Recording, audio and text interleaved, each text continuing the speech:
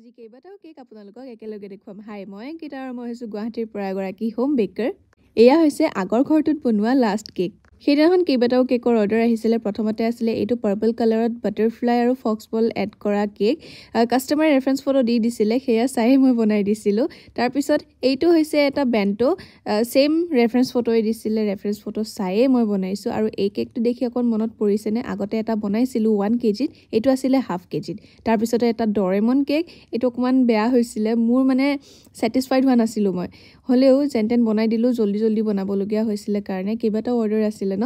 তাৰপিছতে 1 pieces bento আৰু 5 pieces cup কেকৰ এটা হেম্পাৰ আছিলে, সেইটোও বনালোঁ। এইটো ৰেফাৰেঞ্চ ফটোৱে দিছিলে, মানে আজি যিকেইটা বনাইছোঁ ন, গোটেইকেইটা ৰেফাৰেঞ্চ ফটোৰ মতেই বনাইছোঁ। বেণ্টো হেম্পাৰটোৰ প্ৰাইচ মেবি 600 নে 700 আণ্ডাৰতে আছিলে। আপোনালোকে যদি প্ৰাইচেছ জানিব বিচাৰে মোক হোৱাটছএপ কৰিব পাৰে, কাৰণ ডেক'ৰেশ্যন আৰু ফ্লেভাৰ হিচাপত প্ৰাইচবোৰ বেলেগ বেলেগ থাকে। আপোনালোকে মোক হোৱাটছএপ কৰিলেই হ'ল, সকলো ডিটেইলছ মই দি দিম। আজিৰ হেম্পাৰটোৰ ফাইনেল লুক হৈছে এইটো। কেনেকুৱা লাগিলে জনাবলৈ নাপাহৰিব। আজিলৈ